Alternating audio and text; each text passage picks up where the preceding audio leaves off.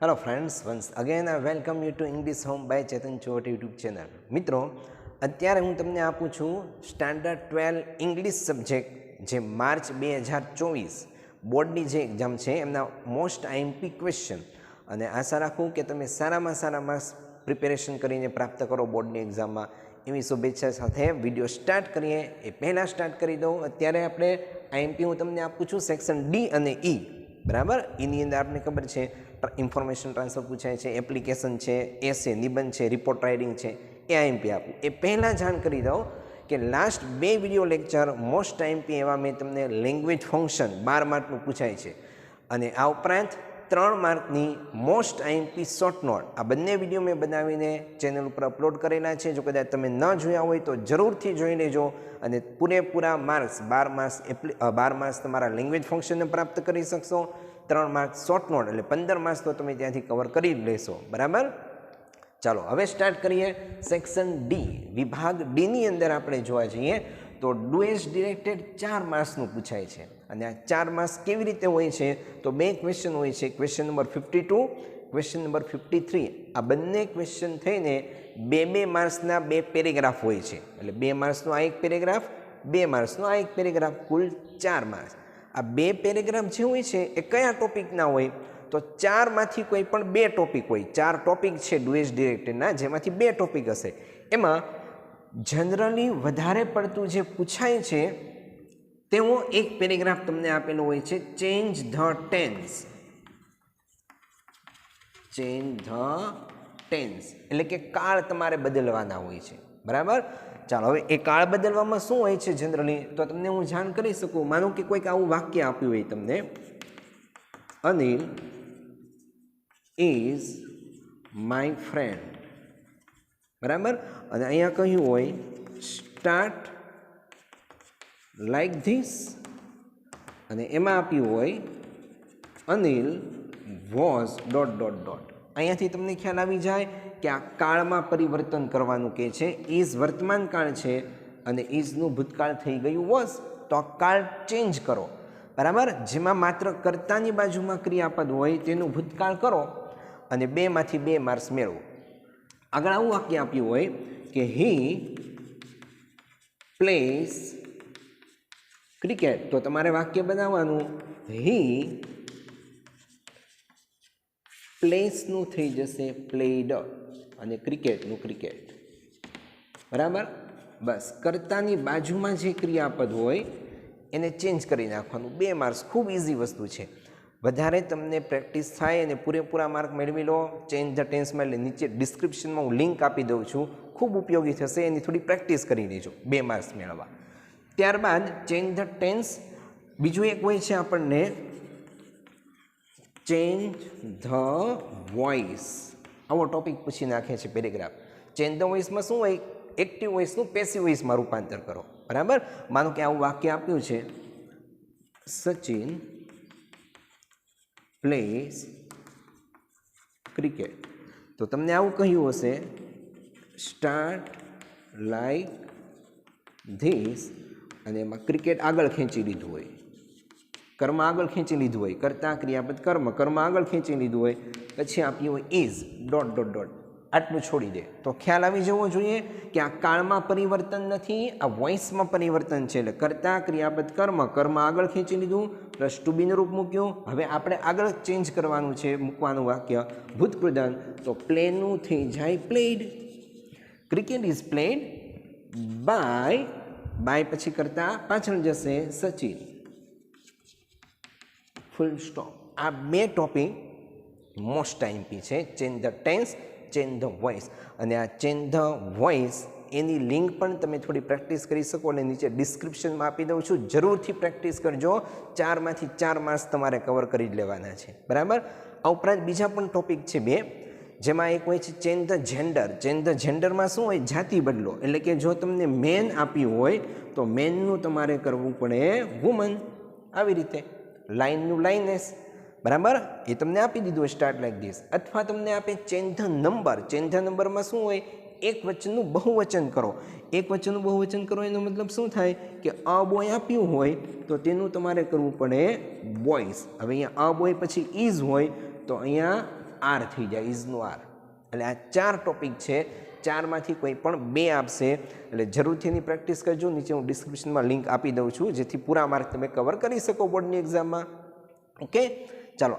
ત્યારબાદ question number 54, અને 54માં હોય છે મિત્રો ચેન્જ ઇનટુ ઇનડાયરેક્ટ સ્પીચ. ધ્યાન રાખજો, અહીંયા તમને એક પેરેગ્રાફ પૂછાય છે ઇનડાયરેક્ટ સ્પીચનો, અને જે હોય છે 3 માર્ક્સનો.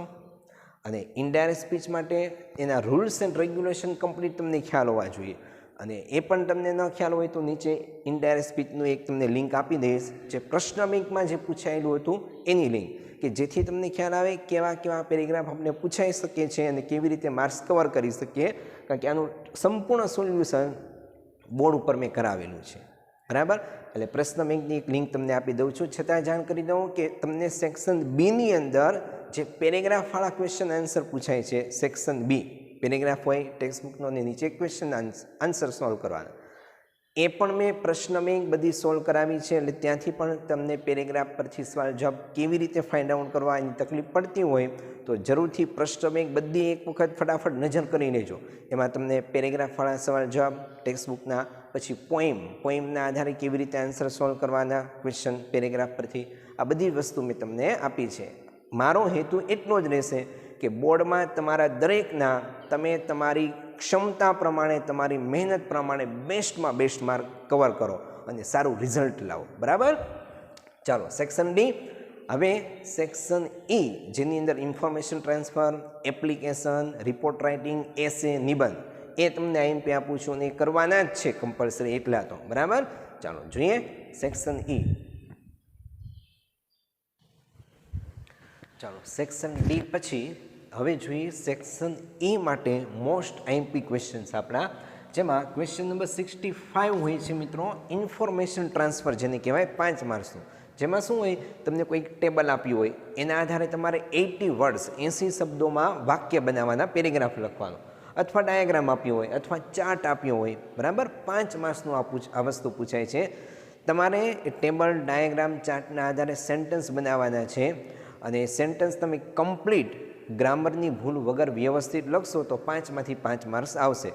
એ સેન્ટેન્સ કેવી રીતે બને, એમાં ડિગ્રી વપરાય, પોઝિટિવ કમ્પેરેટિવ સરખામણી કરવાની હોય, તો એ સેન્ટેન્સ કેવી રીતે બને એનો પણ એક વિડીયો મેં કમ્પ્લીટ આપેલો છે.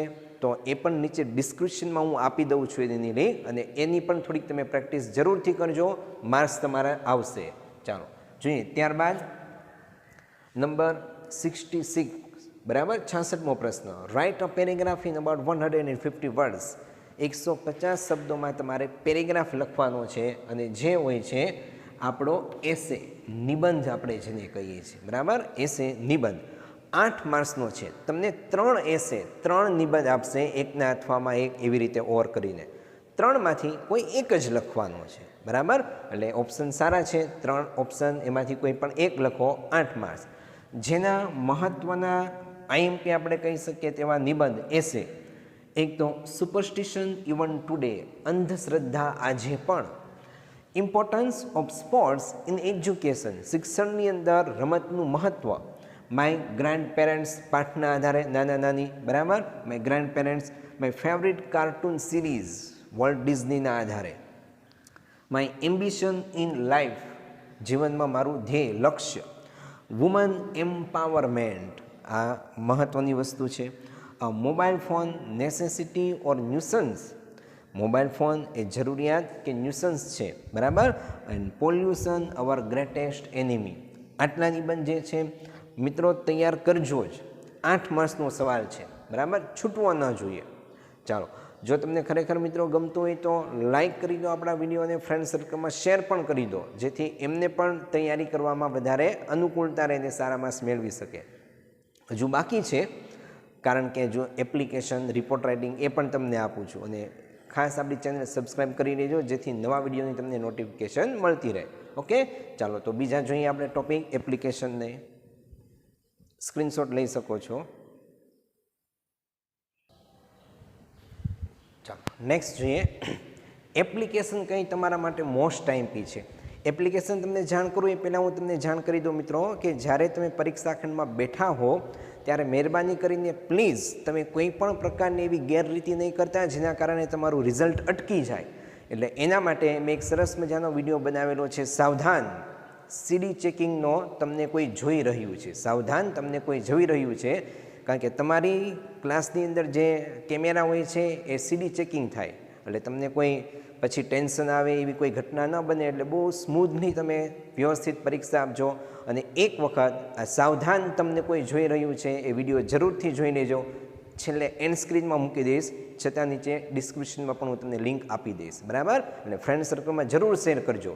ચાલો તો જોઈએ ક્વેશ્ચન નંબર 67. એપ્લિકેશન 6 માર્ક્સની એપ્લિકેશન આપને પૂછાય છે. અને એપ્લિકેશનમાં આપને ખ્યાલ છે માત્ર એની ક્વોલિફિકેશન અલગ અલગ આવતી હોય છે પોસ્ટ પ્રમાણે, બાકી આખું ફોર્મેટ સેમ ટુ સેમ જ આવતું હોય છે. એટલે ફોર્મેટ તમારે યાદ રાખી લેવાનું છે, માત્ર એની જે ડિગ્રી છે ક્વોલિફિકેશન એ જ તમારે ચેન્જ કરવાની. એમાં એક છે ઇંગ્લિશ ટીચરની પૂછી શકે છે, ડિગ્રી એની BA MA BEd, બરાબર? કોમર્સ ટીચર હોય, ઇંગ્લિશ ટીચર અથવા કોમર્સ ટીચર, તો કોમર્સ ટીચરમાં ડિગ્રી ચેન્જ થઈ જાય, qualification BCom MCom BEd same જ હોય.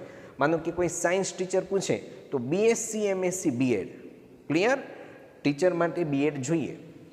અને કોઈ પણ ઇંગ્લિશ ટીચર છે, માનો કે એમ પૂછવામાં આવ્યું કે ગુજરાતી ટીચર, તો કન્ફ્યુઝ નહીં થવાનું.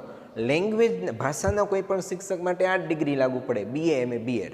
ઓકે, નેક્સ્ટ અકાઉન્ટન્ટ, એના વિશે તમને એપ્લિકેશન પૂછે તો BCom CA, BCom પછી CA થાય, અથવા તો HSC ધોરણ 12 પછી પણ ડાયરેક્ટ CA તમે મૂકી શકો.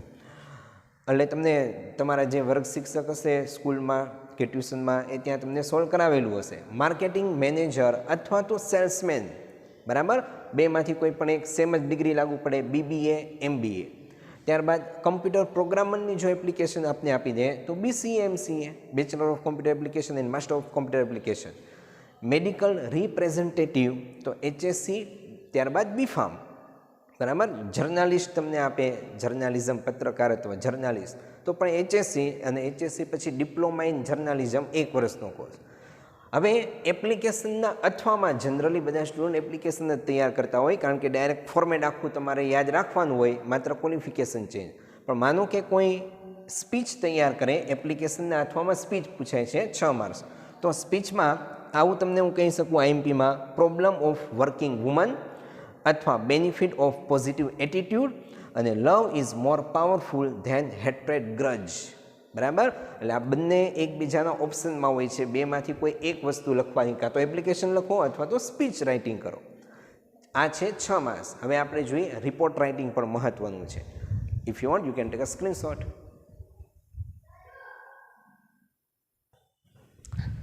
ચાલો મિત્રો, સેક્શન એની અંદર છેલ્લો છે 68 report writing 5 marks. Section A આમ તમે જોશો તો ટોટલ આપણી પાસે 24 માર્કની અહીંયા વસ્તુ થાય છે. સેક્શન એની અંદર 5 માર્ક્સ આપણી પાસે હતા સૌપ્રથમ ઇન્ફોર્મેશન ટ્રાન્સફરના, 8 માર્ક આપણી પાસે હતા એસે, 8 ને 5 13.